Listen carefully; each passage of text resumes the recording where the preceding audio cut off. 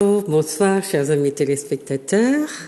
Voilà, la nouvelle année a commencé. Nous avons à vous souhaiter, le meilleur.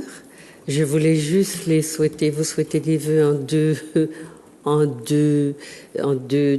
référence à deux rapports au temps différents. Dans le calendrier grégorien, nous sommes en 2021. Et donc, bonne année à ceux qui s'y réfèrent. Et puis, dans le calendrier africain, nous sommes en 6257.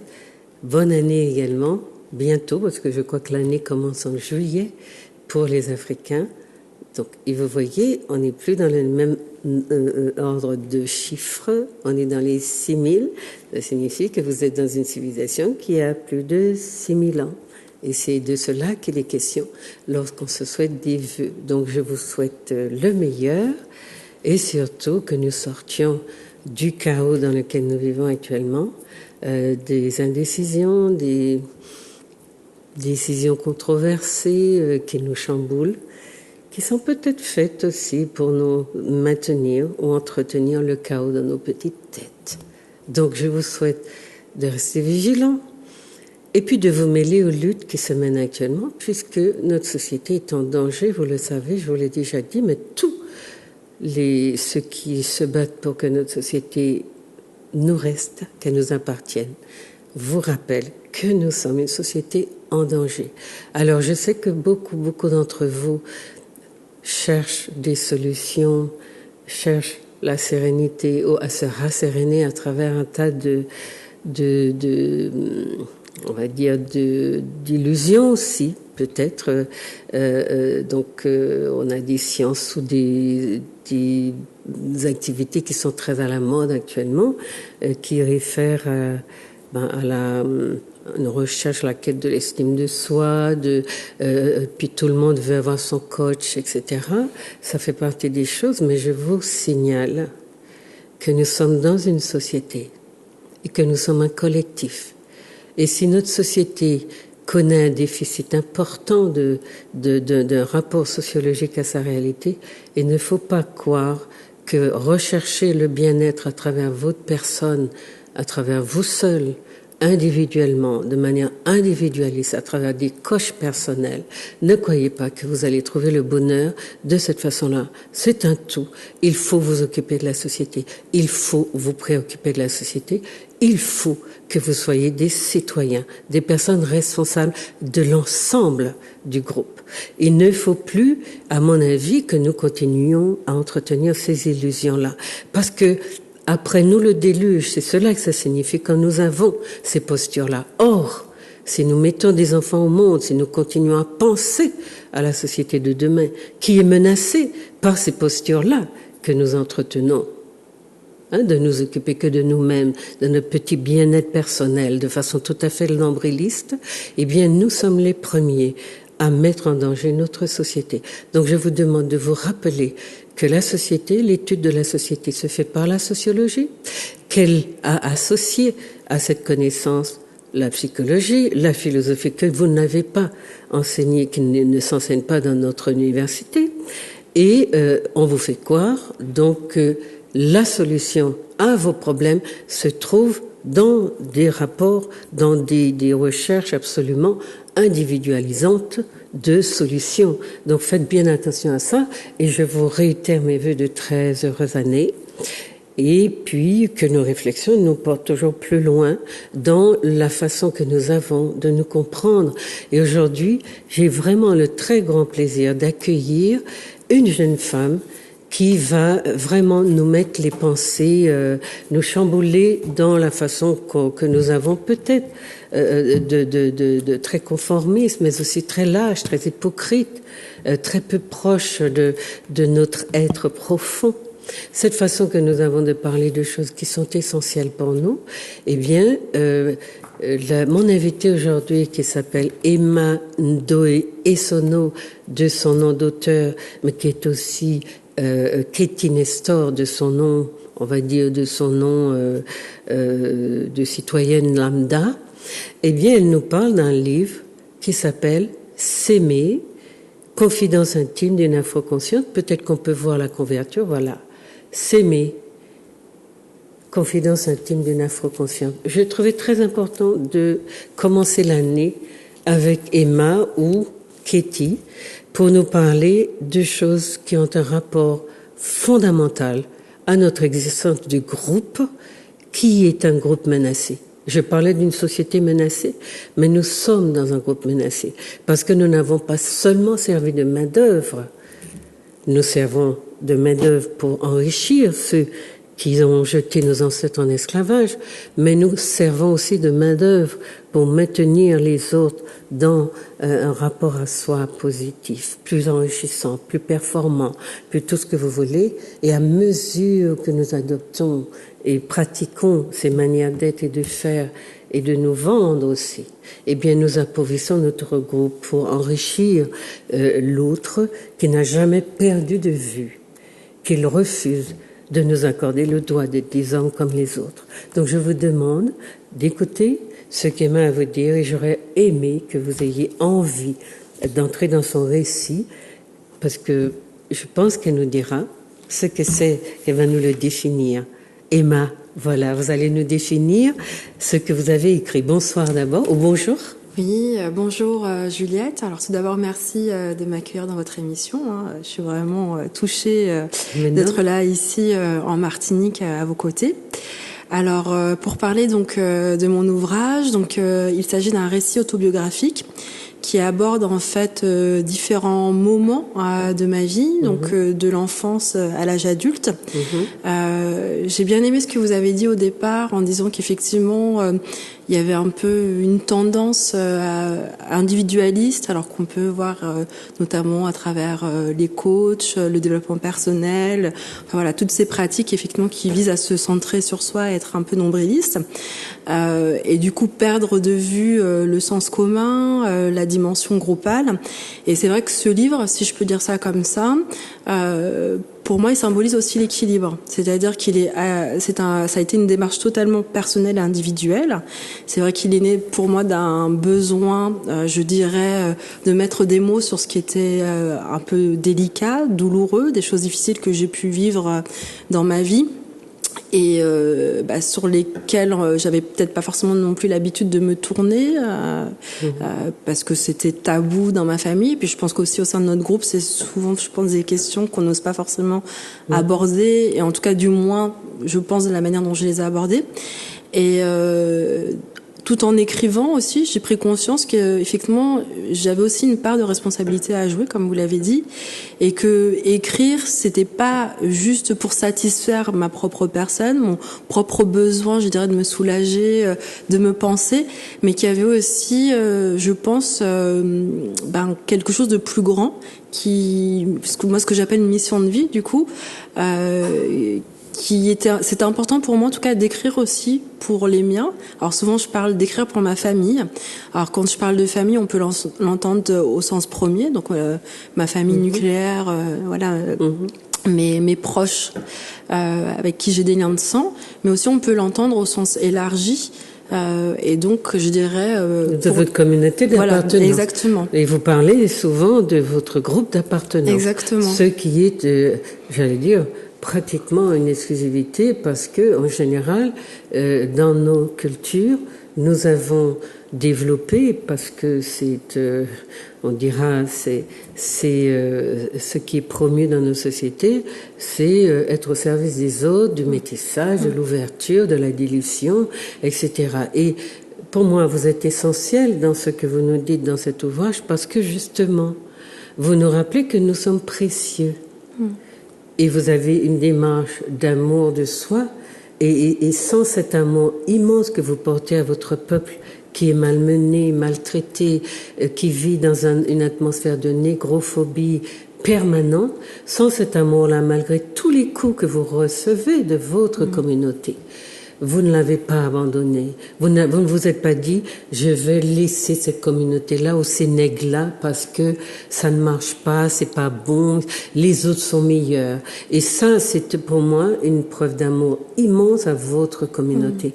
Et c'est bien pour moi de commencer cette année par une émission qui rappelle aux nôtres que quels que soient les problèmes que nous vivons, qui sont des problèmes de groupe, c'est dans le groupe et par le groupe que nous devons les résoudre et non aller se mettre, se marier, se diluer dans toutes les autres communautés au nom du fait que la nôtre n'est pas bonne. Ce que font les autres communautés, c'est justement de soigner le lien et de trouver des solutions en leur sein. En nous, de par l'idéologie de la dilution, de la domination terrible sous laquelle nous sommes, eh bien, nous avons, le premier réflexe que nous avons, première embûche, premier obstacle, premier problème, hop, nous fuyons dans les autres et nous cherchons dans le groupe des autres qui ne nous donnent jamais la place que nous croyons que nous avons.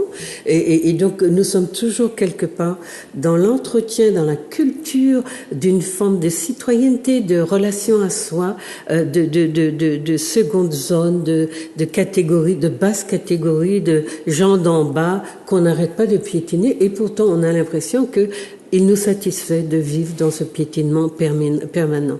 Donc, vous avez dit que c'était un récit de vie, un récit autobiographique.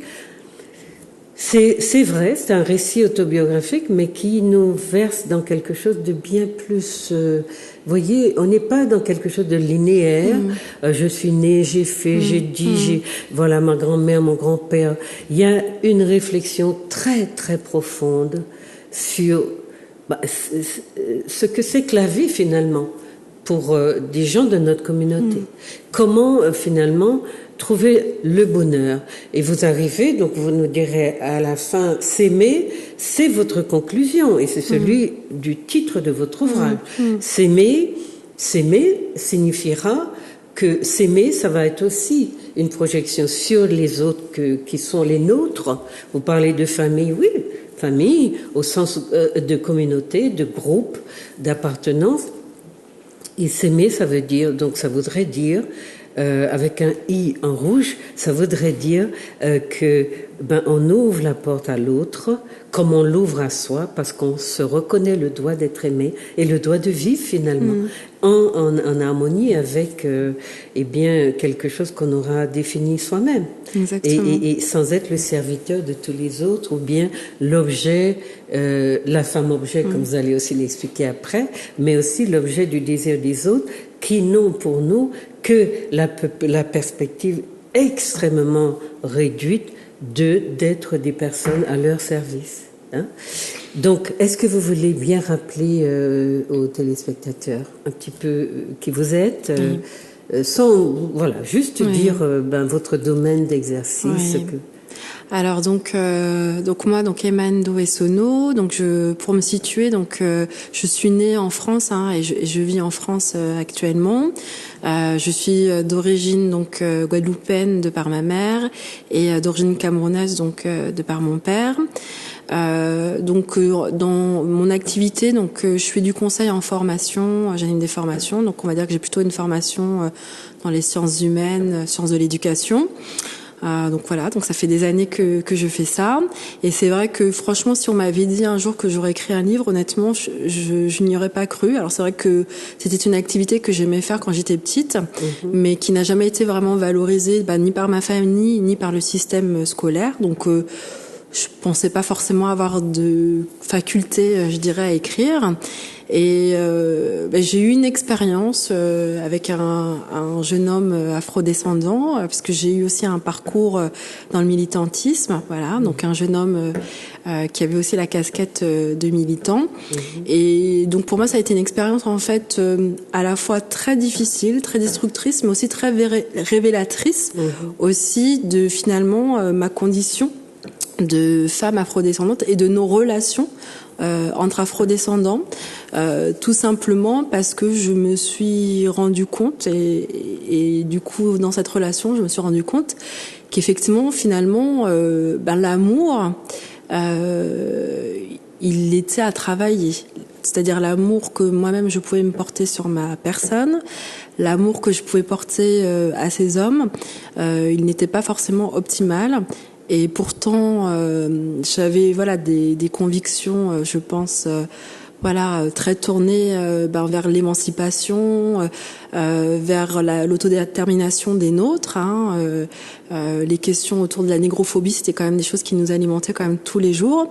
Et malgré cela, j'ai fait le constat en fait dans cette relation que je vivais avec un paradoxe, c'est que je pouvais effectivement porter ces convictions très hautes.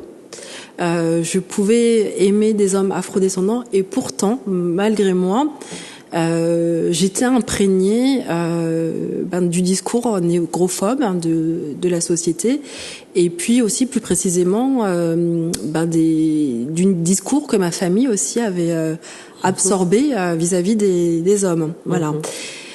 Et donc du coup, cette séparation a fait que, pour moi, ça a été une très grande souffrance. C'est quelque chose du coup que j'ai vécu violemment parce que je pense que, voilà, je me disais que peut-être qu'avec, on va dire, des hommes afrodescendants lambda, si je peux dire ça comme ça,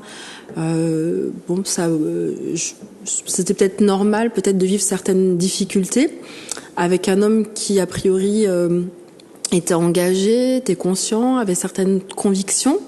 Ça a été vraiment une douche froide, si je veux dire ça comme ça, de vivre une telle déception. Et donc du coup, c'est vrai que c'est des choses que moi j'ai observées dans ma famille. Là, vous parlez d'un homme que vous avez beaucoup aimé. Exactement. Et qui vous a beaucoup déçu. Exactement. Déchiré, blessé. Exactement. Et qui vous a peut-être poussé à aller à vous interroger sur pourquoi Exactement. Vos échecs dans vos relations avec ceux que vous appelez les afrodescendants, pour que nos téléspectateurs comprennent. Vous ne dites pas noir et vous expliquez pourquoi vous ne voulez pas utiliser le terme noir. Alors effectivement, donc le terme noir, alors j'ai pu le dire dans le passé, comme beaucoup d'entre nous, et des fois pour qu'on se comprenne entre nous, je peux l'utiliser. Mais c'est vrai que de manière générale, je me force quand même à ne pas l'employer parce que comme vous l'avez exposé tout à l'heure, nous sommes quand même dans un contexte de domination raciale, où le terme noir, du coup, est un terme qui renvoie à l'infériorité. L'esclavage étant passé par là, la colonisation aussi, le système colonial et la domination occidentale ont fait du noir un être objectisé, un être inférieur. Et du coup, à mon sens, à partir du moment où nous désignons systématiquement comme noir, finalement, on intériorise, à mon sens, cette infériorité-là, et aussi, nous nous limitons juste à une couleur. Or, comme vous l'avez dit, nous sommes des êtres humains, a priori, à part entière, et à mon sens... Pas aux yeux de tout le monde, mais nous le sommes quand même. En tout cas, de ma fenêtre, nous le sommes. Et du coup, voilà, parler d'afrodescendance ou d'afro d'une manière générale, pour moi, c'est nous resituer dans le monde, c'est nous réapproprier justement notre humanité, ne pas justement être centré juste sur une couleur, mais aussi nous inscrire dans une histoire, dans un espace-temps, dans une géographie, et aussi dans une culture, et du coup aussi utiliser, à mon sens, ce préfixe afro, c'est aussi finalement avoir une vision panafricaine. Voilà, on parle d'afro-descendants ou d'afro-caribéens, d'afro-brésiliens, d'afro-américains, voilà.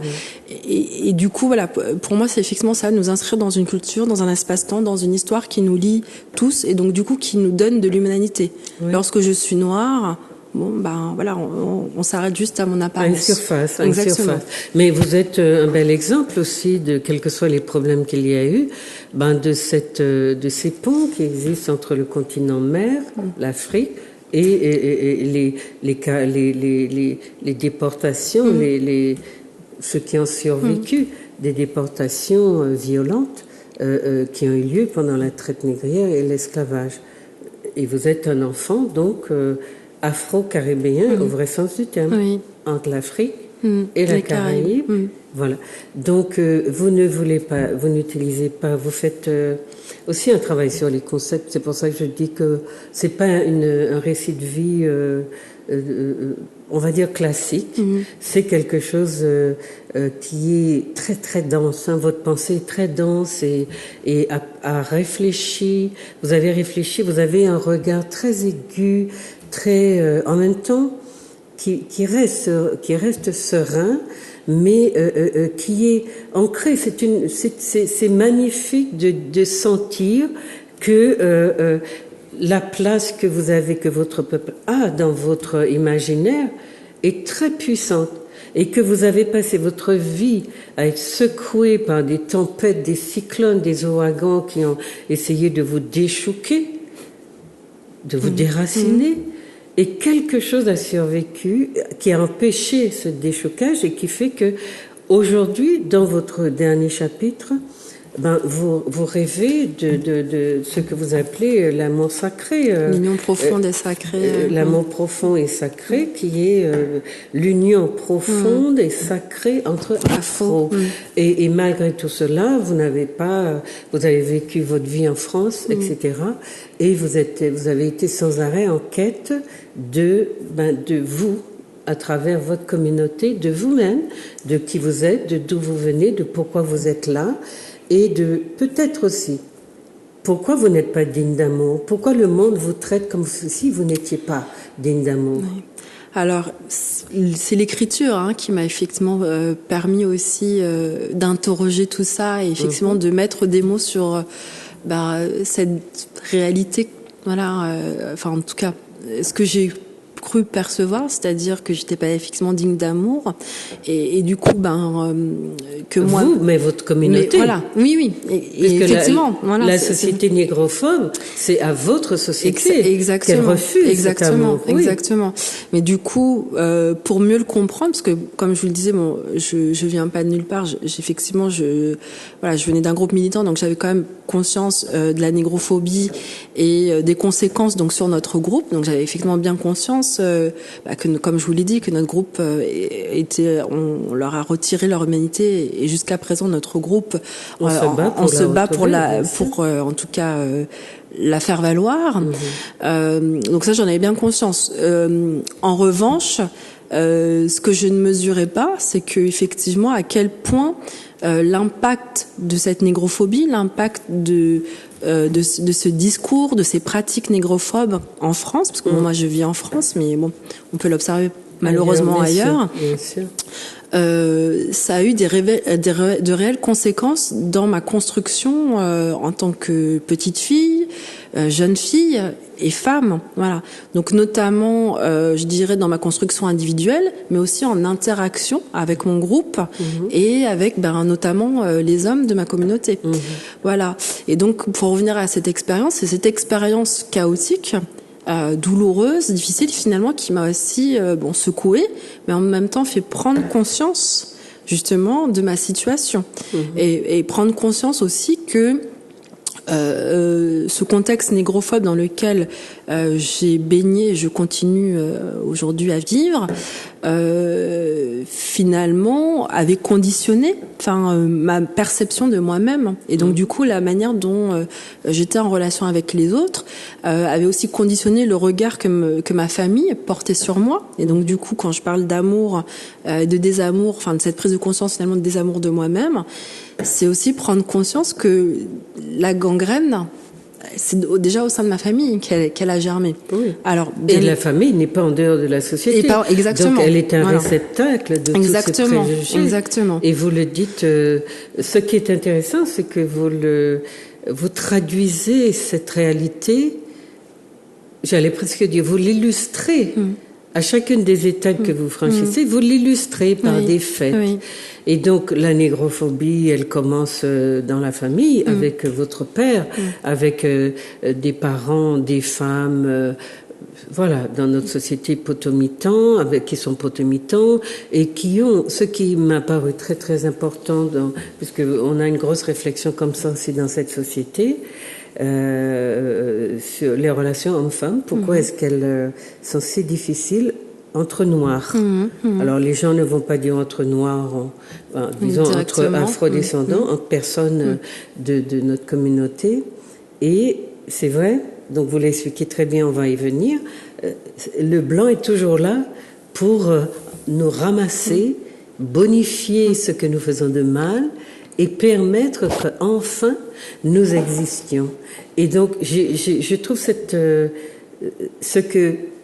tout ce que votre réflexion entraîne comme autre réflexion, absolument capitale pour une réflexion sur la relation intra-groupe, entre nous, ce que vous appelez votre groupe d'appartenance, et qui est un mot, qui est une expression de psychologie sociale, qui est très important. Ça veut dire, je sais que j'appartiens à un groupe, je ne suis pas un métis, sauf si je décide que je suis un groupe, sauf si je décide que métis c'est un groupe, mais théoriquement un métis c'est constitué par deux groupes.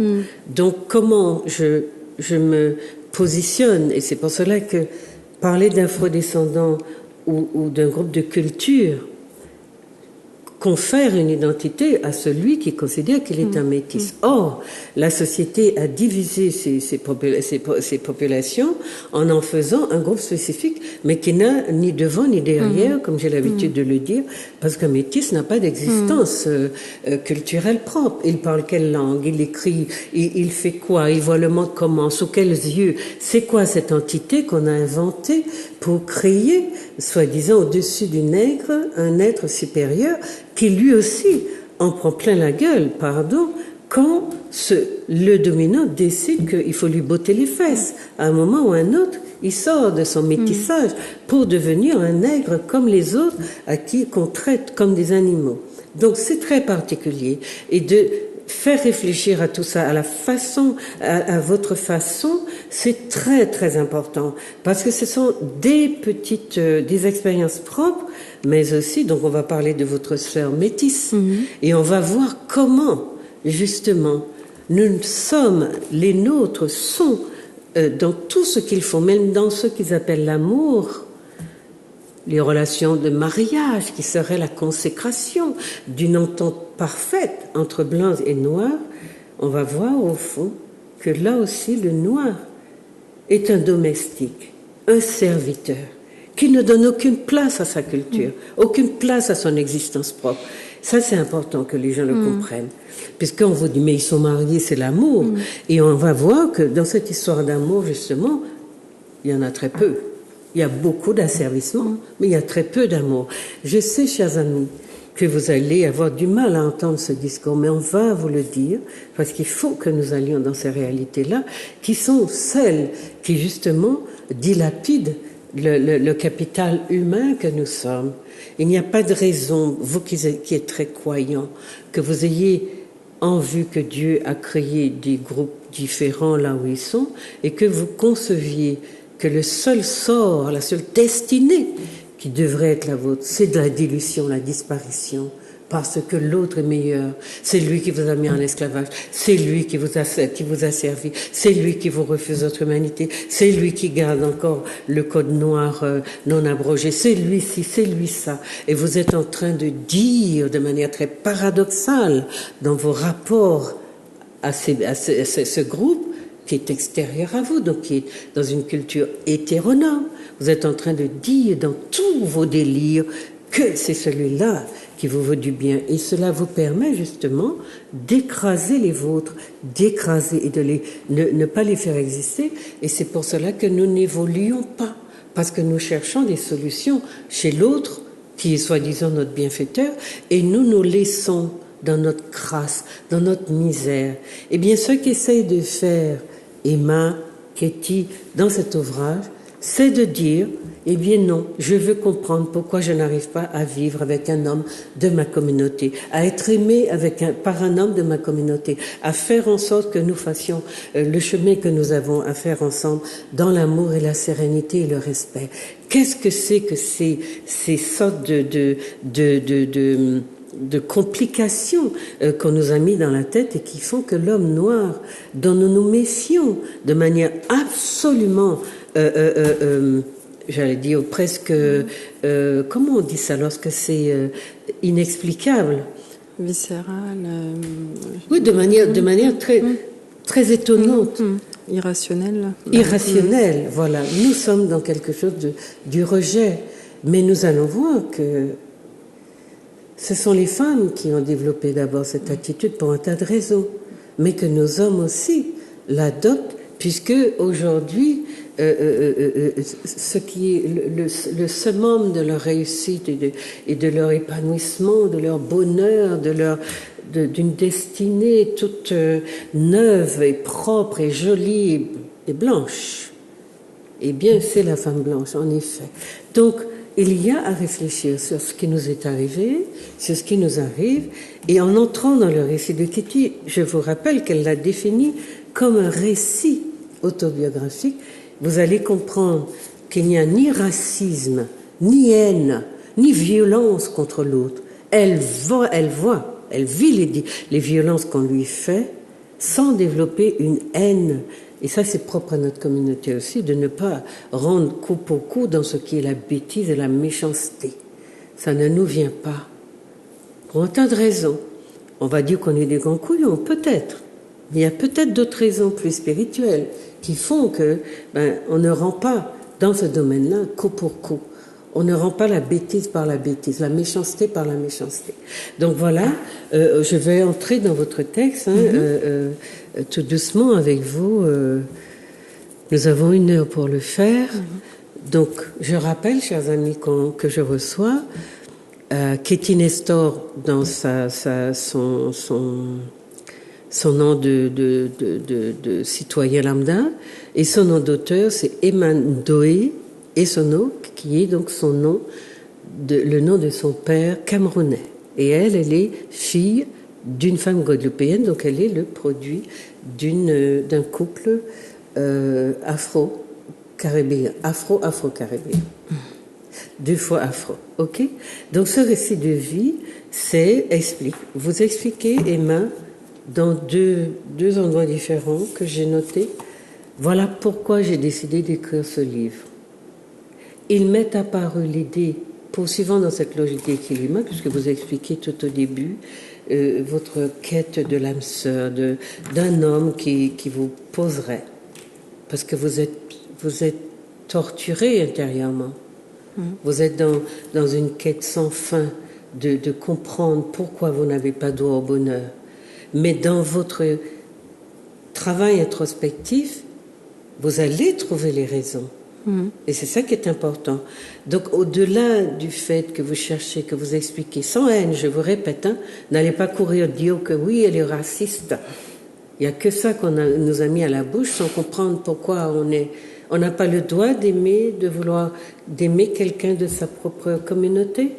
Aujourd'hui, chaque fois que ce mot-là est sorti, on est taxé de raciste, on est rendu totalement, on est tétanisé par la peur d'être taxé de raciste. Eh bien, mes amis, parfois, il faudra accepter d'entrer, d'assumer cette je ne sais pas si c'est un défaut ou une qualité, quand on vous dira que vous êtes raciste parce que vous parlez de votre désir d'être dans l'entre-soi, avec des gens qui vous comprennent culturellement, qui vous respectent et qui sont peut-être le reflet de ce que vous êtes. Comment s'aimer si on n'aime pas les siens? C'est ça la problématique que pose Kitty. Comment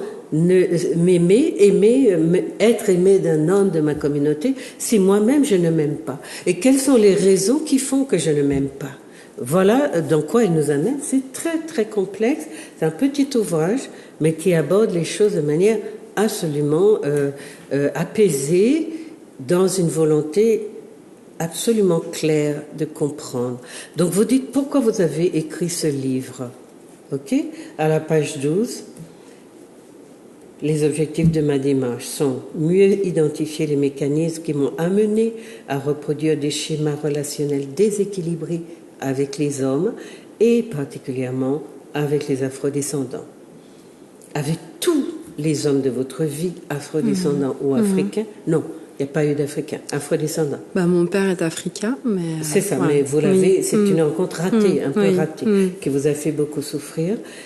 Avec tous les hommes afrodescendants, vous avez reproduit des schémas que vous analysez à la fin du livre, qu'on va évoquer pour nos téléspectateurs.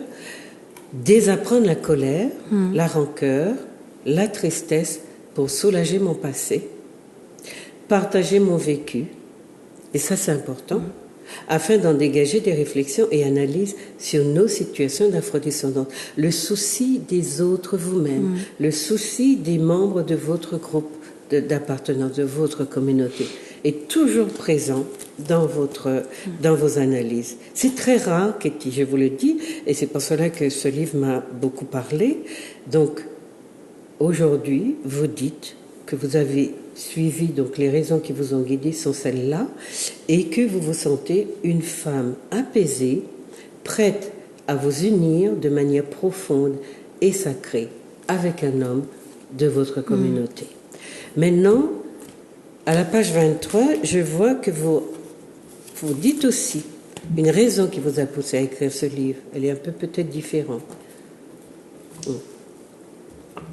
Je percevais donc intérieurement non seulement que le besoin de gagner en sérénité devenait criant, après beaucoup de souffrance, mais aussi qu'il y avait une dimension encore plus grande qui me dépassait. J'entendais une petite voix familière que je décidais finalement, pour la première fois, d'accueillir.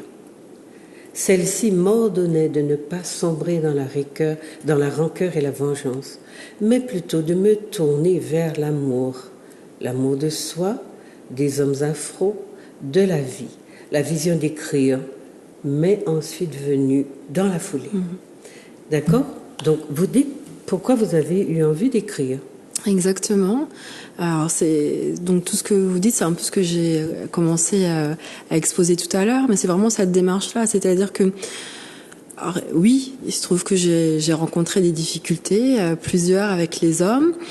Mais qu'il y avait quelque chose effectivement que je savais, c'est que, et ça c'est vraiment une conviction que j'ai nourrie dans plein d'autres situations, c'est que lorsqu'il y a une difficulté, lorsqu'il y a un problème, je pense qu'il y a plusieurs acteurs et donc forcément des co-responsables, et que moi aussi j'avais aussi ma part de travail à faire pour essayer de comprendre aussi, trouver les réponses et comprendre qu'est-ce qui faisait que j'avais des difficultés, parce que c'est vrai que la facilité, c'est peut-être effectivement de fustiger l'autre, de dire que le problème, ce sont nos hommes. Et puis effectivement, quand on va jusqu'au bout de cette comme le font beaucoup de nos femmes. Exactement.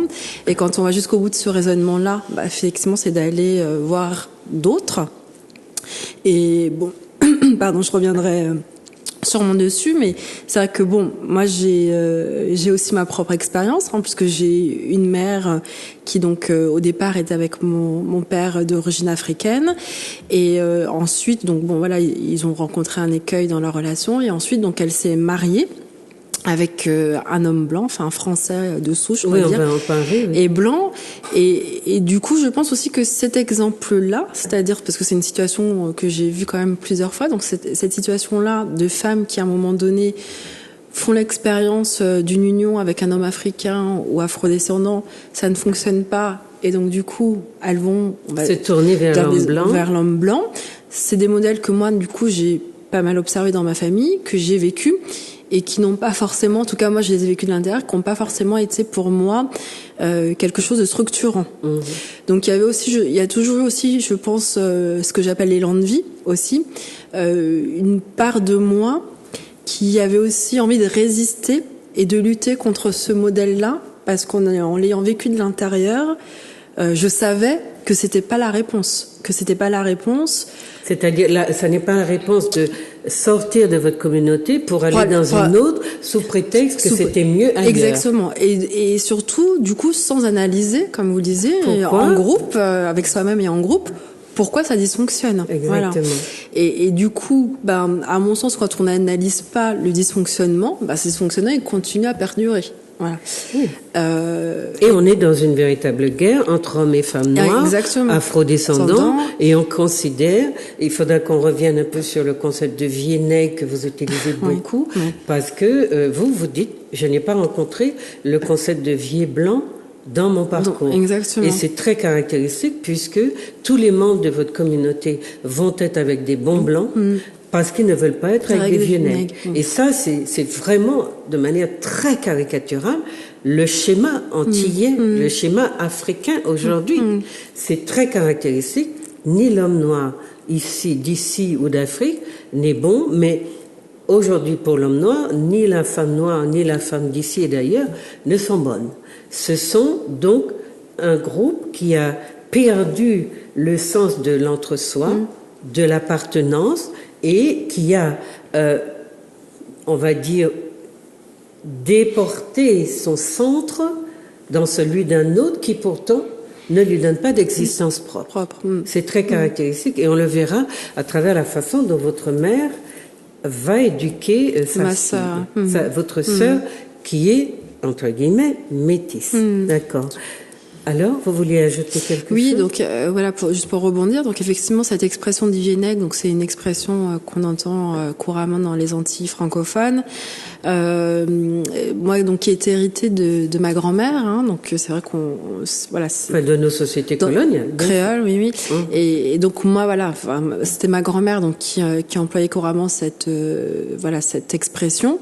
Et donc c'est vrai que c'est quelque chose finalement, enfin c'est en écrivant encore une fois que je me suis rendu compte à quel point ces mots-là aussi avaient un impact dans la manière de regarder aussi nos hommes. C'est-à-dire que très tôt, je pense, du fait que le modèle aussi de la femme potomitan, donc cette femme très présente, très autoritaire, qui laisse très très peu de place à l'homme, fait que déjà, les hommes avaient une place très très faible, minime déjà chez précaire. moi, précaire dans ma famille. En plus, vient s'ajouter à ça le fait que dans mon histoire familiale, donc la mienne, mais aussi toutes les femmes de ma lignée, à chaque fois il y a des ruptures assez brutales, assez violentes. Les femmes partent, font leur petit bout de chemin avec leurs enfants. Ont tout le temps des propos très dénigrants, très dévalorisants vis-à-vis des hommes. Donc moi, mon père, il m'a jamais été présenté comme quelqu'un, je dirais, de fiable. Hein. Il avait tous les attributs négatifs, mais en tout cas, pas ceux d'un père. Et le premier attribut négatif, c'était c'était un vieux nègre.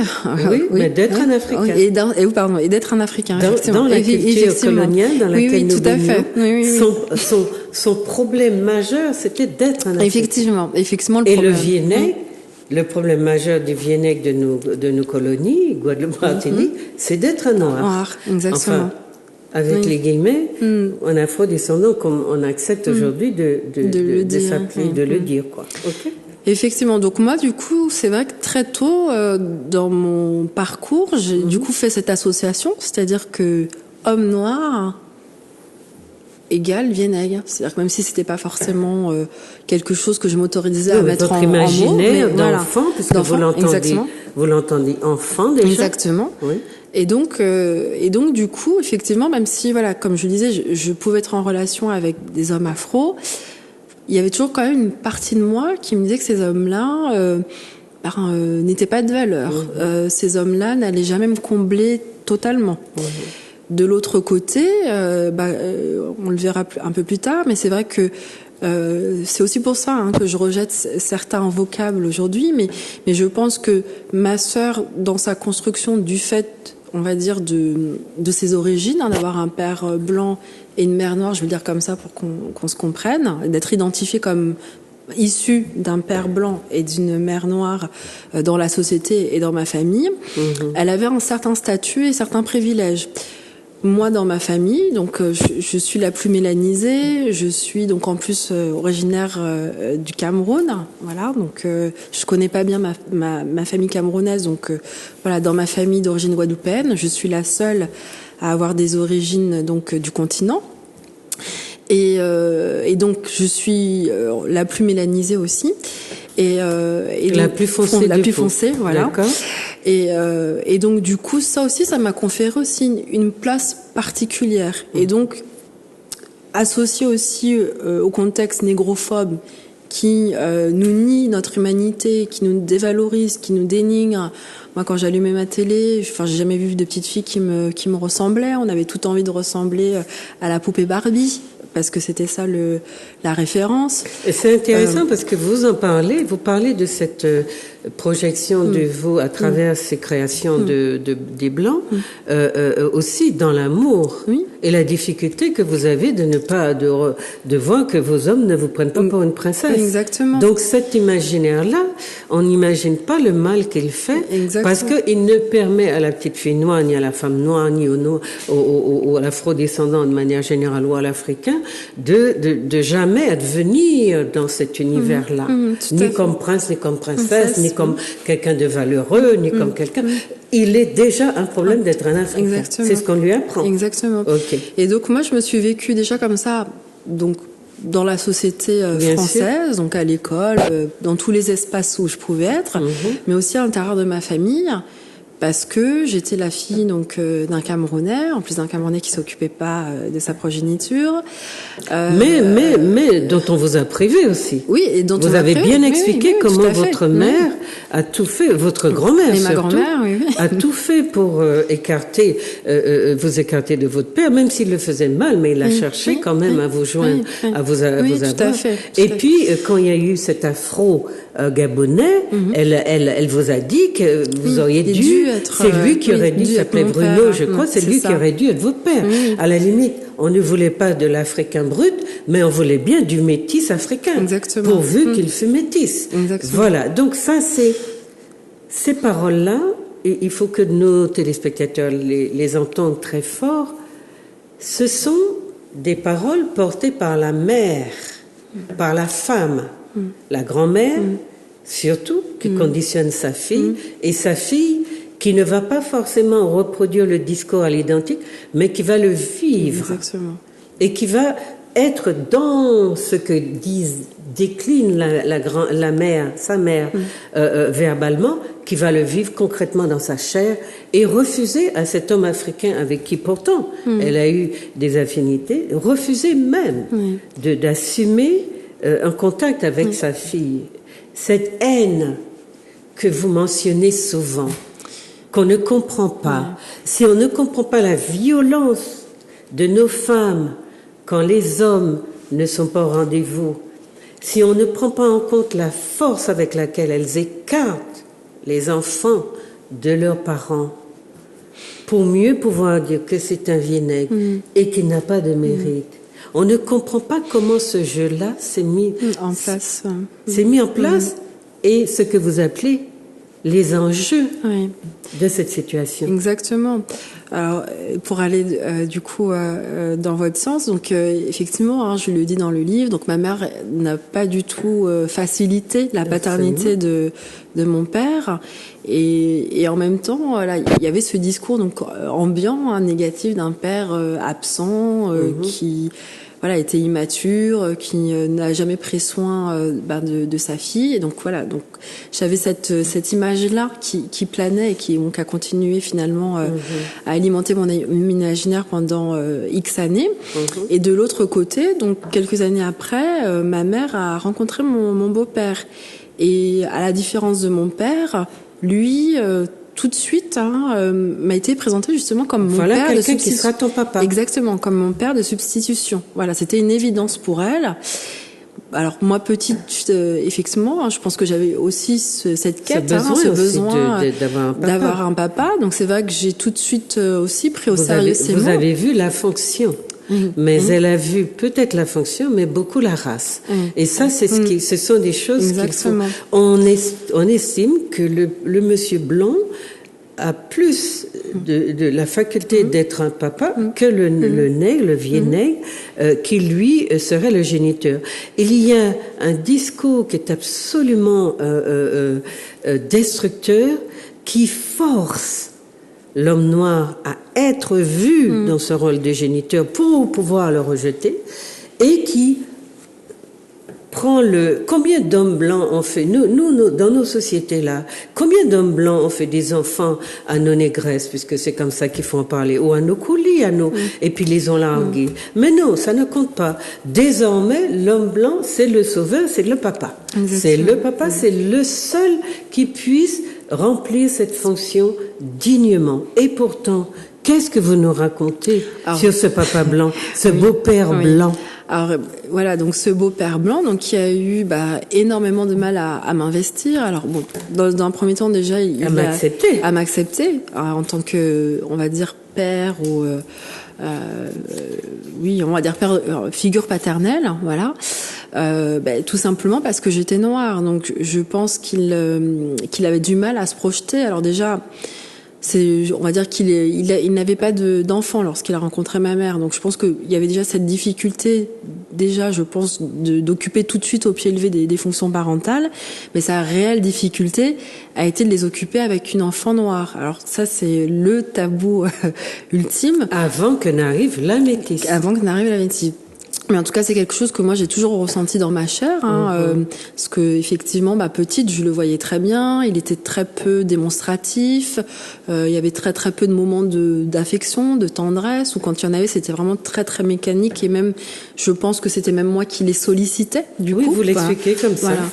Parce que, effectivement, n'ayant pas connu de père dans ma vie, je pense que j'avais aussi cette quête, cette recherche d'avoir de l'affection d'un père, d'un homme. C'était la fonction de père que vous avez. Et donc, du coup, lui était en incapacité totale, en fait, de répondre à ce besoin-là.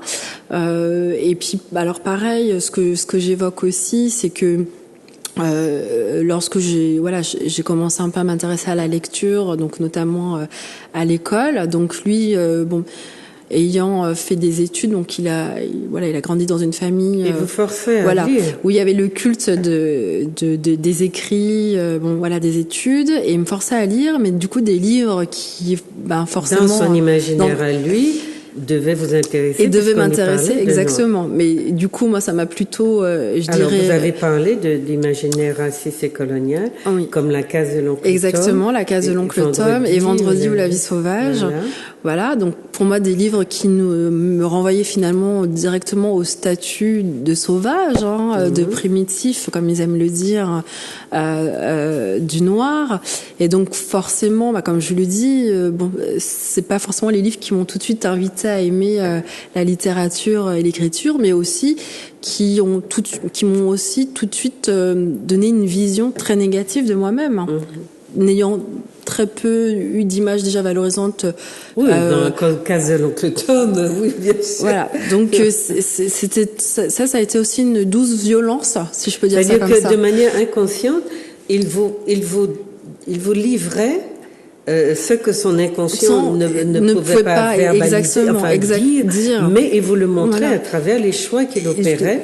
D'abord dans son attitude assez rigide, difficulté de s'épancher, de vous montrer qu'il vous aimait comme on aime un enfant, et puis de vous dire, il faut que tu lises, il faut que tu fasses ça. Mais dans la projection coloniale. Exactement. Voilà ce qui est bon pour toi comme livre. Voilà. Donc vous l'expliquez très bien dans les pages 40.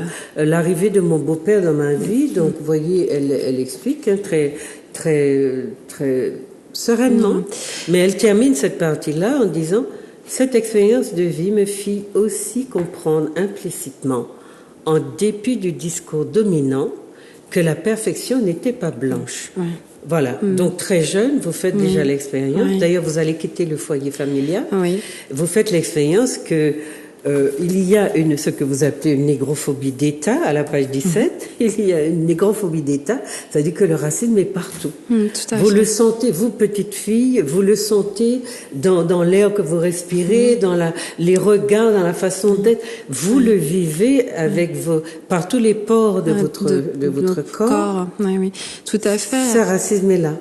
Alors oui, ce que j'ai oublié de dire aussi, c'est que avec donc ce beau-père, donc nous avons été amenés, ma mère et moi aussi, à pas mal bouger aussi, déménager dans différentes régions de France. Alors c'est vrai que je suis née, j'ai grandi à Paris, mais j'ai aussi été amenée à vivre en province. Et donc, avec eux? Avec eux, oui, voilà.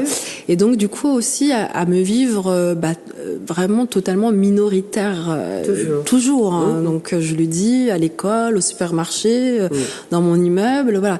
Et donc du coup effectivement ce regard-là blanc, c'est-à-dire ce regard négrophobe, c'est un regard qui m'a vraiment persécutée depuis toute petite. C'est-à-dire que depuis toute petite, je me suis toujours vue effectivement comme un objet. Alors, un objet ou des cheveux, une peau, mais jamais comme un être humain. Oui, vous parlez de pourquoi tu es jolie, mais c'est dommage que tu sois noire.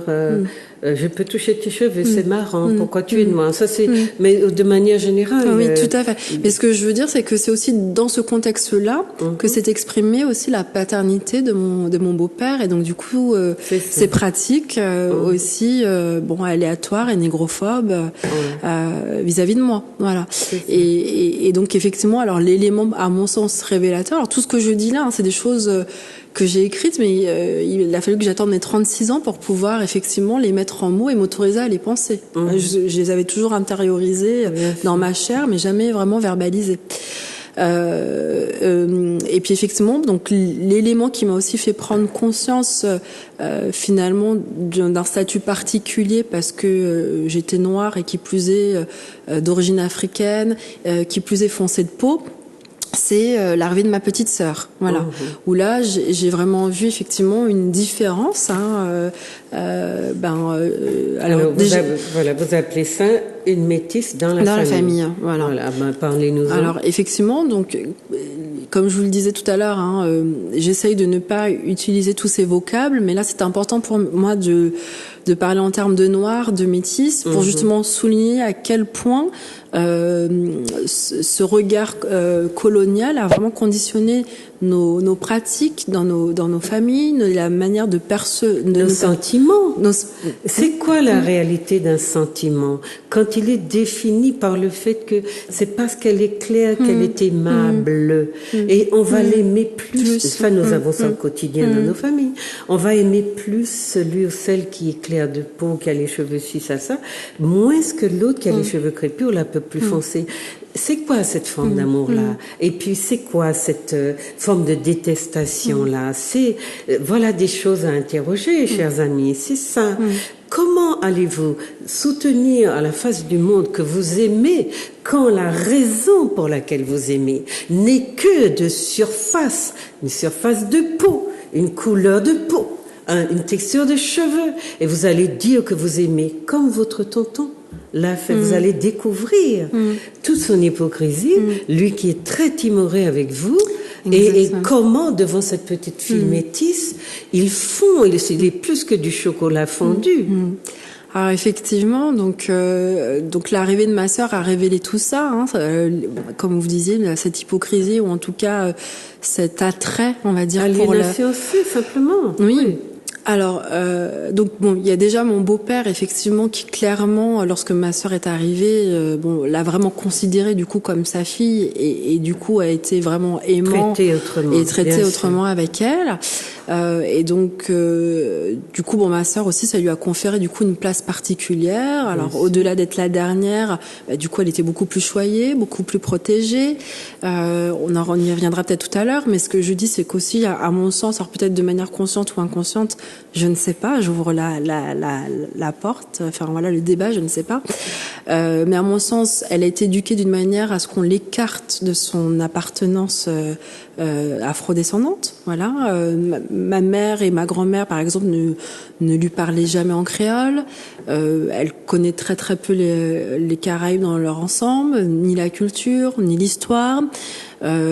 Concernant la famille, elle venait très très peu en fait aux réunions de famille. Donc c'est bien que voilà, il y a plein de membres, les nouvelles générations, toutes les nouvelles naissances. Il y a plein de membres de la famille qu'elle ne connaît pas. Et elle cherche pas non plus finalement à les rencontrer. Oui. On n'a pas fait exister cette famille non blanche à ses yeux. Exactement. L'enfant est le produit de son environnement, de sa socialisation, de son éducation, effectivement. Et puis donc du coup, voilà, il y a aussi mon oncle, donc le frère de ma mère. Et donc ce que j'expose dans le livre, c'est qu'avec moi, effectivement, il était très très très silencieux, très réservé. Donc voilà, on avait des échanges qui étaient très limités. Voilà, c'était bonjour, ça va, les études, et puis ça s'arrêtait là. Et lorsque ma sœur est arrivée donc dans la famille, qu'elle est venue au monde, son attitude, là, j'ai vraiment constaté effectivement un changement total. Hein. Il était très expansif avec elle, et l'expression donc qu'il avait donc à chaque fois qu'il la voyait, c'était tout le temps Missier mis en belle tichabine. Donc bon, pour les gens qui ne comprennent pas le créole, donc oulala, quelle jolie chabine. Donc c'était voilà quelque chose que tout le monde finalement acceptait, hein, c'était finalement normal, mais je pense que moi indirectement ça me faisait encore une fois de nouveau comprendre finalement que je n'étais pas digne d'intérêt, que je n'étais pas digne de valeur, que je n'étais peut-être pas jolie puisque j'avais la peau foncée, je n'étais pas une chabine entre guillemets, dorée. Voilà, dorée. Donc c'est avec tout ça que je me suis construite, et donc du coup en plus qui pour moi était aussi, je pense, impactant dans ma construction, c'est que là c'était aussi des hommes finalement qui me rejetaient. J'avais un beau-père qui n'était pas en tout cas très démonstratif, très aimant. Alors on me renvoyait le fait que par contre il répondait à mes besoins matériels, hein, parce que voilà, mon beau-père venait d'une famille plutôt bourgeoise, donc ça c'était aussi très important dans ma famille. Oui. Mais c'est aussi très antillais de ne privilégier que l'aspect matériel et ne pas tenir compte des besoins affectifs de nos gens. Alors, pour moi, c'est le système colonial qui l'explique. Mais c'est pour ça qu'on dit que la femme antillaise est matérialiste. Pas seulement. Elle a effectivement éprouvé cette difficulté à faire face aux besoins, parce qu'elle a souvent eu plusieurs enfants. C'était la survie. Mais c'est resté dans notre façon de regarder les choses. Tout à fait. Hein? Oui, il assure ton bien-être, alors te plains pas. Voilà, te plains pas, il y a que ça qui compte. Voilà. Donc ce que je voulais dire, c'est que aussi ça a structuré aussi mon regard sur les hommes, et donc aussi du coup ma manière de me vivre moi aussi en relation avec un homme. C'est que voilà, j'avais un beau-père qui de toute façon me rejetait, était dépourvu en tout cas de démonstration affective avec moi. Donc du coup pour moi c'était quelque part quelque chose que j'avais intégré, et votre tonton, vous aviez une difficulté à faire qu'on éprouve des sentiments d'affection pour vous. Exactement. Et ça se joue en vous, et la question, vous allez parler après d'estime de soi, la question qui vous vient d'emblée, c'est pourquoi est-ce que je ne suis pas digne d'être aimée? Pourquoi est-ce qu'on ne m'aime pas? Surtout que vous aviez quelqu'un dans votre proximité dont vous voyiez qu'elle bénéficiait d'un tas de choses que vous auriez aimé avoir.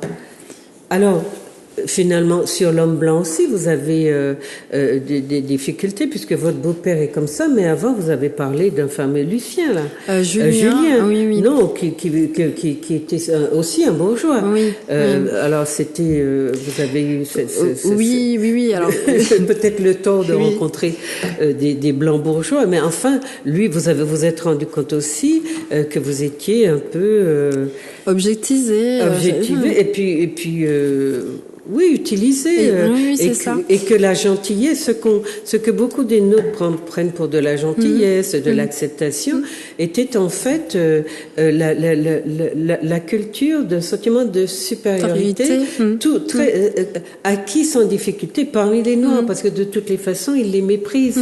Donc tout naturellement, il est grand, il joue au grand seigneur, il ne fréquente, vous disiez qu'il fréquentait principalement des afrodescendants. Et dès qu'on voit des blancs comme ça, le premier réflexe des nôtres, c'est de dire mais ils nous aiment, ils sont sympas, alors qu'en réalité, il y a là une espèce d'entretien d'un sentiment de supériorité parmi des gens qu'on a catégorisés comme étant inférieurs. Ces subtilités-là dans l'analyse des relations raciales échappent à notre peuple. Et donc on a des analyses qui sont extrêmement faussées. Oui, et ce que j'ai voulu aussi du coup mettre en évidence, pour parler rapidement de cette relation avec donc ce fameux Julien, c'est vraiment la dimension aussi matérielle de la relation, c'est-à-dire que ils en tirent un profit. Vous avez dit, oui. Il y a c'était une amitié qui n'était pas forcément basée sur des intérêts communs, des sentiments. Non, j'étais son amie parce que j'étais noire. Point barre. C'est ça. Voilà. Et que vous étiez la rigolote, et que, comme voilà, vous le disiez. Que j'étais la rigolote de service. La noire cool et rigolote qui est de service. Ouais. Et ça l'amusait. Dans sa petite vie train-train, son petit train-train de bourgeois vivant dans un quartier machin où il s'ennuyait. Exactement. Donc, voilà, le noir, c'était effectivement le clown de service. Donc ça, ce sont des expériences aussi négatives avec les hommes blancs. Exactement. Donc il y a aussi, mais cette forme de négativité, elle n'est pas du tout, elle ne porte pas sur les mêmes paramètres que la négativité avec les hommes noirs. Non, tout à fait. Parce que ceux-là vous appartiennent. Exactement. Oui. Exactement. Et donc pour revenir du coup, parce que le point de départ, je parle de cette relation parce que le point de départ quand même de l'écriture, c'est quand même cette relation longue avec ce militant qui a été une déception pour moi. Mais effectivement, c'est pour aller dans votre sens, c'est pour dire que les ressorts, ce qui se joue dans la relation avec un homme noir, et là en particulier parce que c'était un homme militant, pour moi, elle n'est pas du même ordre. Alors oui, Julien, voilà, c'était une déception. Mon beau-père, ça a été aussi une déception. Mais ça se passe dans l'intragroupe. Voilà, exactement. C'est pas la même chose. Avec les autres. Et nous ne comprenons pas ce lien-là. Les nôtres, parce qu'on n'a pas travaillé à former le groupe, au contraire, à le déconstruire, les nôtres ne comprennent pas que quand ils sont avec d'autres, ils sont dans l'intergroupe. Et que cela ne mobilise pas du tout les mêmes sentiments, les mêmes préoccupations, les mêmes... Parce et puis le lien n'est pas le même. Le lien n'est pas le même. Mais vous parliez tout à l'heure, pour moi c'est très très important que vous disiez ce ressenti. Chaque fois qu'on a dit qu'il y avait un problème entre blanc et noir, etc., même, on voyait des gens mariés, on disait, mais ils s'aiment. Ça veut dire, s'ils sont mariés, ça veut dire qu'ils s'aiment. Et la nature, en fait, des sentiments, votre façon d'aborder les choses, je vous ai dit que en soubassement, il y a énormément d'autres questions qui jaillissent. Moi, je me suis toujours intéressée à la nature des sentiments qu'on pouvait éprouver pour un intergroupe. Dans l'intragroupe, on vit beaucoup de difficultés, mais on doit trouver des solutions en intragroupe, entre soi, parce qu'il y a un soubassement culturel, une forme de familiarité, une forme de capital, de connaissances etc., qu'on ne va pas trouver avec l'intergroupe, parce que lui, souvent, en plus venant d'une culture dominante qui nous a mis en esclavage, ne voit en nous que des prototypes des inférieurs qu'ils ont fabriqués. Vous le dites aussi très bien. Ceux qui ont, parce que c'est que quand votre beau-père vous offre des livres, je ne sais pas, vous parlez donc des trucs me renvoyant directement à l'imaginaire raciste et colonial dans lequel l'invention du noir entre guillemets fut établie. Vous parliez bien, vous parlez d'une invention. Donc quand on se marie avec quelqu'un dont vous êtes l'invention, alors ce que j'interroge, c'est quoi un sentiment? Ça naît comment? Ça part de quoi? Et comment peut-on considérer que nous soyons, nous, avec toutes nos prétentions à être des compétents, dans l'excellence, etc., comment vivons-nous dans des choses qui sont si peu, qui reflètent si peu les vrais sentiments, les bons sentiments, la nature humaine telle qu'elle nous aurait connectés les uns aux autres en utilisant ce patrimoine, parce que le sentiment, la manière de l'éprouver, de le dire, de le montrer à l'autre, c'est un patrimoine que nous n'avons pas et que nous ne semblons pas désirer avoir. Oui, alors moi ce que j'ai pu observer, là je parlerai de ma famille, j'aurais du mal à faire une généralité, mais en tout cas ce que je peux en dire, c'est que je pense que ma famille ayant été imprégnée aussi par le modèle colonial, le modèle occidental, ce qu'elle a toujours observé, c'est qu'effectivement cette vision du bonheur, et c'est celle qu'on voit toujours encore aujourd'hui, c'est-à-dire que effectivement, c'est le modèle idéal, c'est le modèle blanc, c'est-à-dire un couple d'hommes et de femmes blancs auquel tout le monde aspire, tout le monde identifie la réussite en étant avec un blanc, en étant avec ou une femme blanche. Donc je pense que du coup pour ma famille c'est encore une évidence. Enfin voilà, et c'est le cas pour bon nombre d'entre eux, de sortir de leur groupe d'appartenance. Alors effectivement, il y a aussi l'histoire de l'esclavage qui aussi explique ça, et effectivement cette vision voilà d'un homme blanc qui a le pouvoir et le contrôle effectivement sur les individus de la plantation. Donc effectivement, ça, je pense que c'est quelque chose qui a aussi impacté aussi ma famille. Mais je pense vraiment, enfin en tout cas pour leur cas, si on s'inscrit vraiment là dans le présent, que c'est vraiment ce qu'ils ont pu observer à travers la télé, la littérature. Enfin, je vois ma mère, bon, même si effectivement elle s'est mise à un moment donné avec un homme africain, c'est vraiment les schémas de l'école quand même. Elle est arrivée à 7 ans. Donc elle est arrivée à 7 ans en France. Elle a finalement très très peu de souvenirs de la Guadeloupe. Son entourage du coup était systématiquement un environnement aussi blanc. Le discours de ma grand-mère, mais le discours aussi qu'elle entendait finalement, c'était aussi toujours le discours de la réussite associé, je dirais, voilà, vous avez dit à des que individus. Pratiquement tous les membres de votre famille sont avec des partenaires blancs.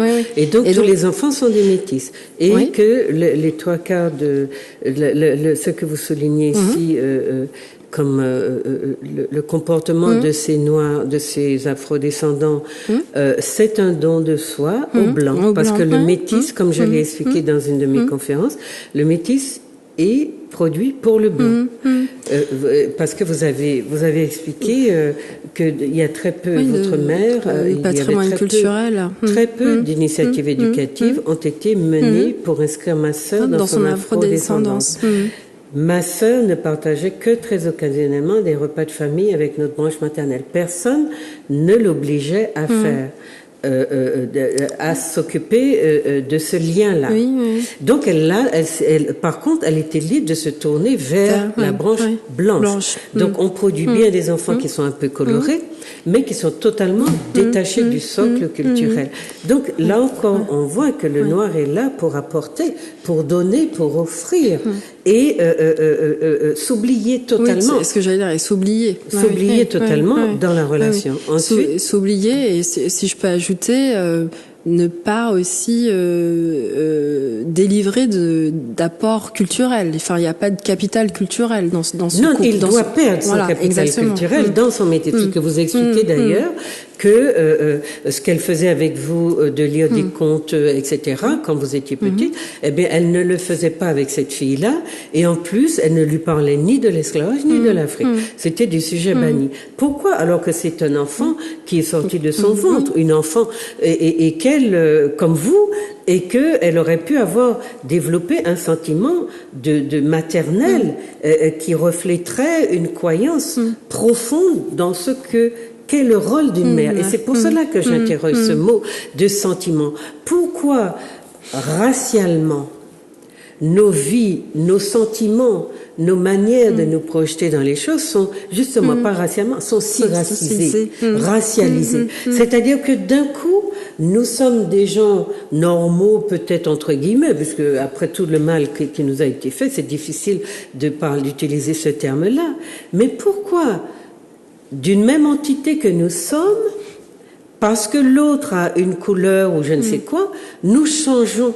Ça signifie que non seulement nous ne sommes pas stables dans nos sentiments, mais que nous ne savons pas qui nous sommes et comment cultiver des sentiments qui nous épanouissent. Donc nous sommes effectivement des personnes au service des autres. Les sentiments que nous éprouvons sont des sentiments absolument partisans en fonction et racisés, puisque nous délivrons des taux d'affection qui sont surpuissants quand il s'agit d'un blanc ou d'un métis, et quand il s'agit d'un noir, nous produisons des taux de haine et de rejet absolument incroyables. Pour moi, toutes ces réflexions tournent autour d'une chose qu'on n'interroge pas. C'est quoi le sentiment? L'expression du sentiment, la constitution de sentiments dans nos pays, dans nos gens. Comment vivons-nous pour être comme ça? Et puis, pour que j'ai produit un enfant que j'ai porté pendant 9 mois, qui vit à côté d'une sœur qui écrit « J'étais une noire, elle était une métisse », donc je ne me sens aucun lien d'affinité avec elle, alors que biologiquement, nous sommes liés. Nous avons été portés par la même maman. Qu'est-ce qui a fait la différence? Sinon, la façon qu'elle a eu de l'éduquer. Et l'éducation, qu'est-ce que c'est? C'est justement la transmission de la culture. Et puisque vous ne croyez pas en votre culture, que vous ne croyez qu'en la race, c'est ça. Vous ne croyez qu'en la race. Vous distinguez, vous faites entre deux enfants que vous avez produits de la même matrice, deux entités qui n'ont rien à voir l'une avec l'autre, qui sont déconnectées l'une de l'autre. Et vous disiez d'ailleurs, dès le début, j'avais noté que vous parliez d'un apprentissage de la déconnexion de soi. Oui. C'est un tissage, une sorte de tissage. C'est pour ça que, voilà, il faut qu'on vous lise, il faut qu'on comprenne comment les choses se mettent en place. Parce que nous avons des discussions sur ces choses-là, mais nous n'allons jamais au bout. Enfin, moi, en tant que sociologue, c'est une de mes préoccupations pour m'être entendu dire par mes compatriotes que je suis raciste ou bien que je diffuse des idées qui divisent la société parce qu'on est aimant. Regardez comment le racisme est lové au cœur de ce qu'un être humain a de plus sensible, d'un capital le plus précieux que nous puissions avoir, les sentiments, les émotions. Regardez comment ils sont teintés par cette sorte de fascisme qui est un racisme mais qui nous colle à la peau et qui nous fait produire des enfants pour les autres. Et j'avais raison de dire que le blanc fait le métis pour lui, parce que le noir n'est pas capable de se l'approprier. C'est un rapport de pouvoir. Donc quand on me dit que oui, ils s'aiment, etc., je voudrais, parce que vous avez dit vous-même dans votre livre que les enfants de vos parents, parce que vous voulez rester dans votre famille, mais moi je vous dis, qui étudie ce problème, je vous dis qu'il est général. Restez dans votre famille, mais moi je vous dis, vous avez dit que toute cette fratrie a épousé des blancs.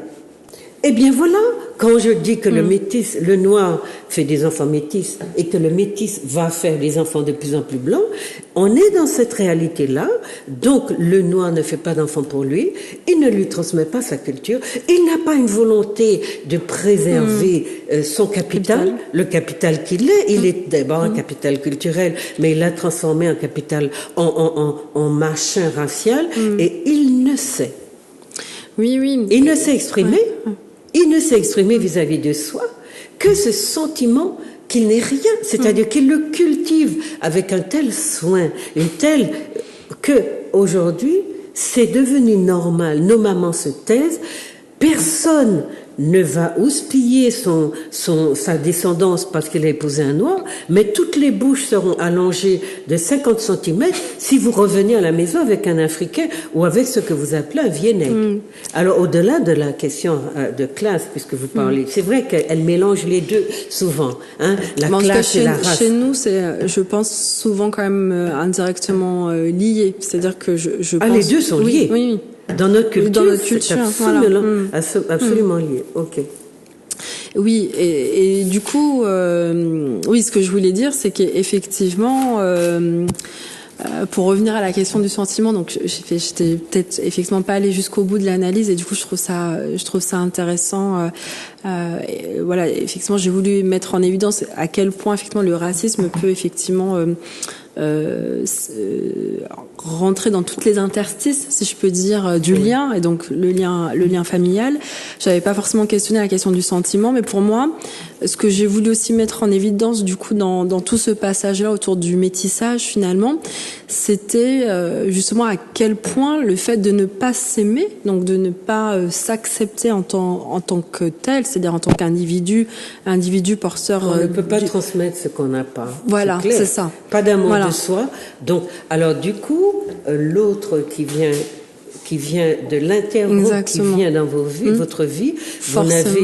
Non, nous restons serviteurs, nous restons domestiques, nous restons dans le rôle, et même lorsque nous avons à nous forcer à faire un enfant après 9 mois, à le porter, à faire tout ça, c'est pour l'autre encore que le bénéfice est, pas pour nous.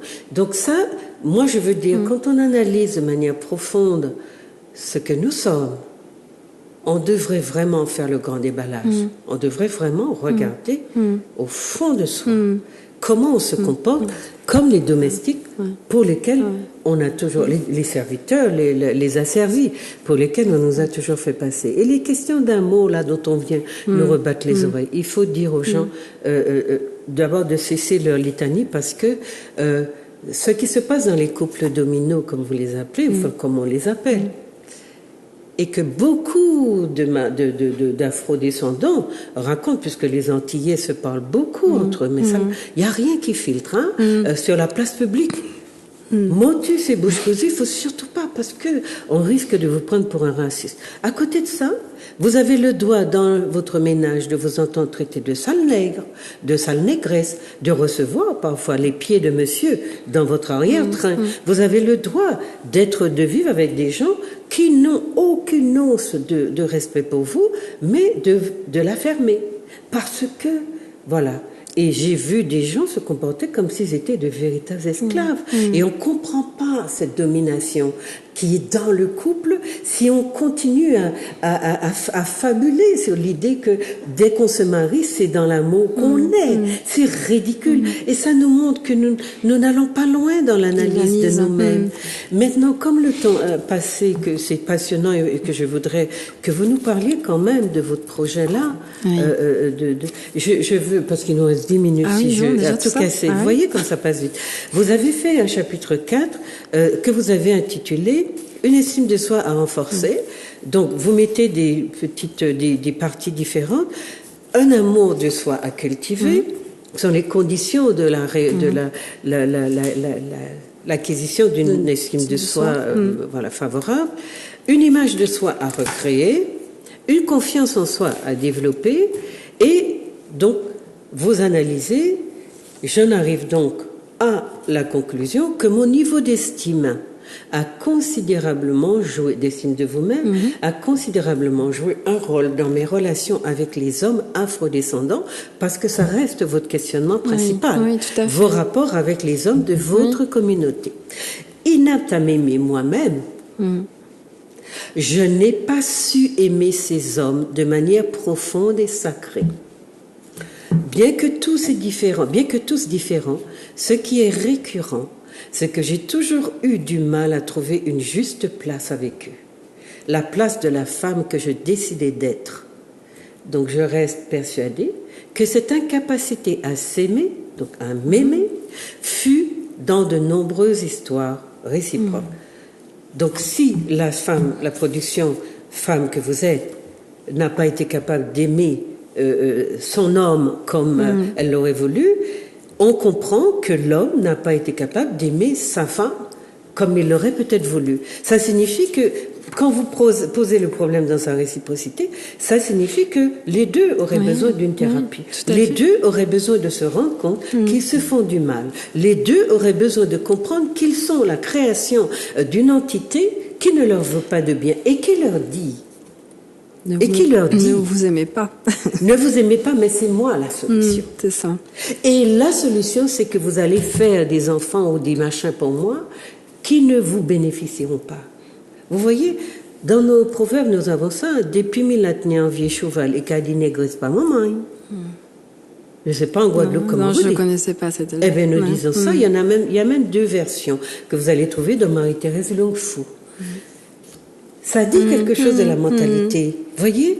Ensuite, au chapitre 5, vous écrivez « Nos hommes sont-ils mauvais ?»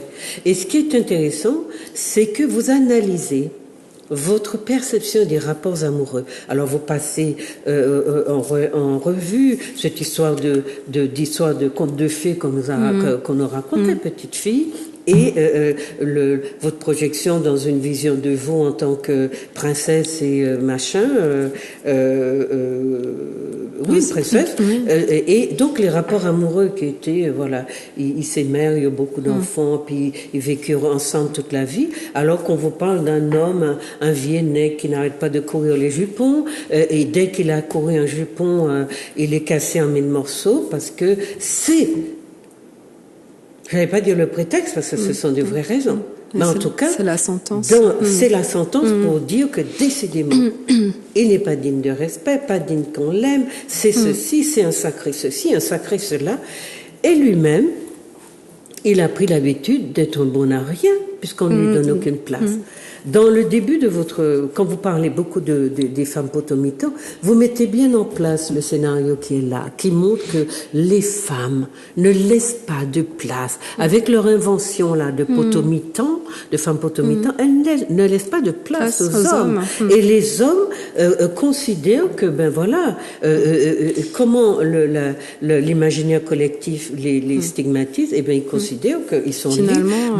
Après tout, il n'y a que ça, puisque sur quoi ils se mesurent pour dire qu'ils ont réussi leur vie, sinon sinon par le fait qu'ils ont tombé tant et tant de femmes. Donc il y a un scénario qui est en place dans nos sociétés qui explique que nous produisons les hommes que nous mettons en échec, à qui nous refusons une place et qui restent dans des rôles archaïques parce que nous ne leur donnons pas d'autres. Et dès que nous avons un problème, nous courons le résoudre avec les gens des autres pays, des autres groupes qui, eux, sont, enfin je dis nous, c'est plus récent pour les femmes mais beaucoup plus vieux pour les hommes, nous sommes toujours donc dans un rapport, j'allais dire frontiérisé avec l'autre groupe, et dès que chez nous le vent commence à souffler, hop, on part chez l'autre en intergroupe et on veut nous faire croire que c'est ça l'épanouissement. Alors vous avez analysé les figures de femmes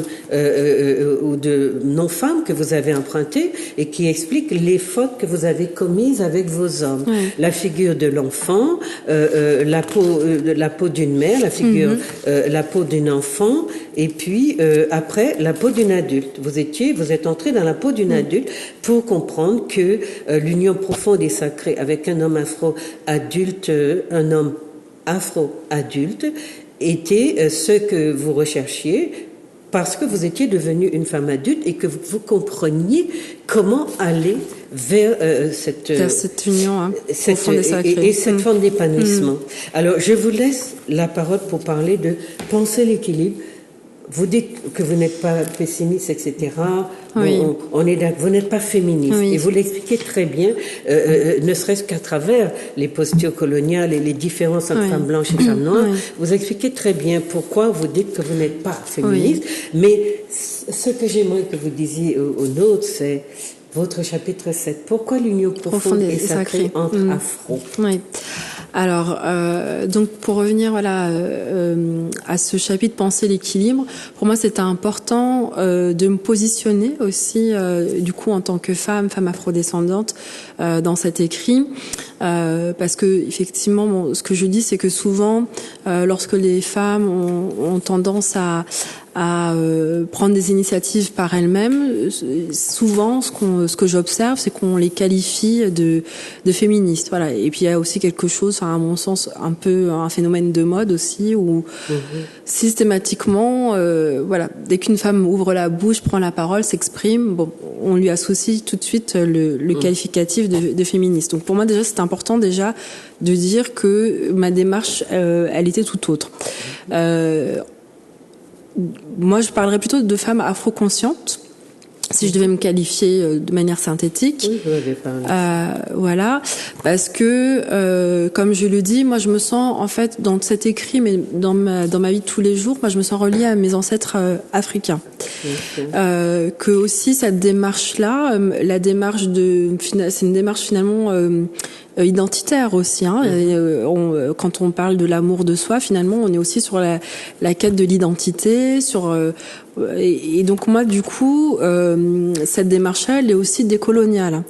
À mon sens, si je prends en compte l'histoire, si je prends et que je dis que je m'inscris dans mon africanité, dans le lien avec mes ancêtres, pour moi c'est un non-sens en fait de parler de féminisme, tout simplement parce que déjà nos cultures africaines sont plutôt de tradition matriarcale et non patriarcale. Donc déjà, je ne m'inscris pas du coup dans cette société qui a érigé le patriarcat comme valeur suprême.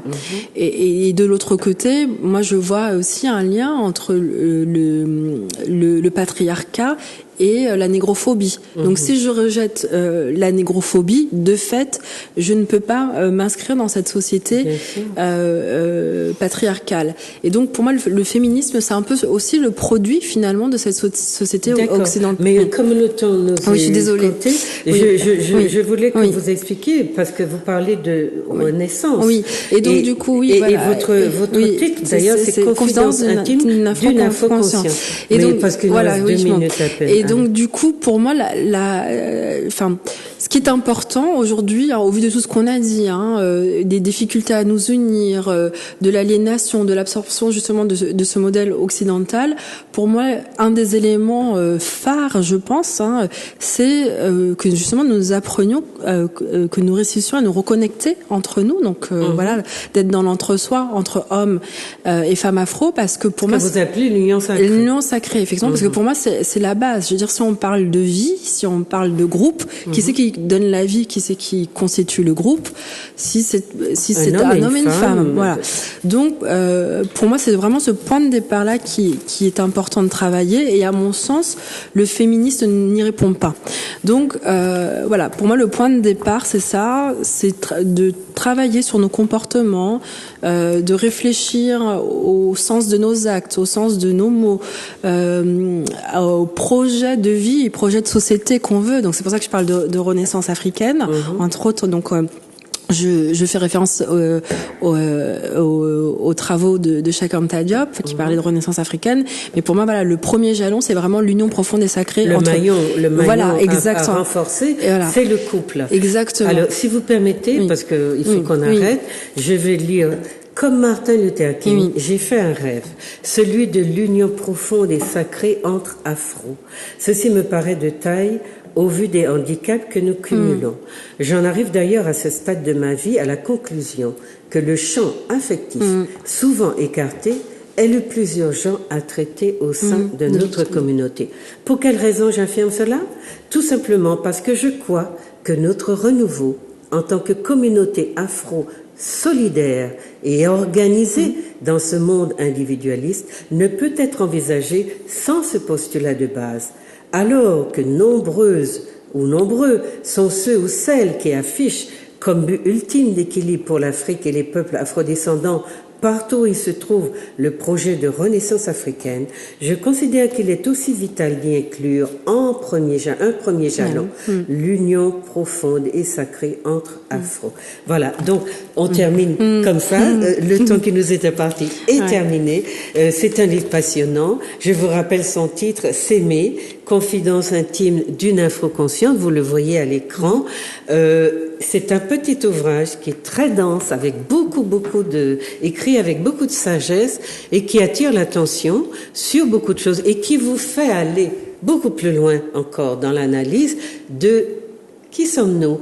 Pourquoi nous avons autant de mal à nous aimer vraiment?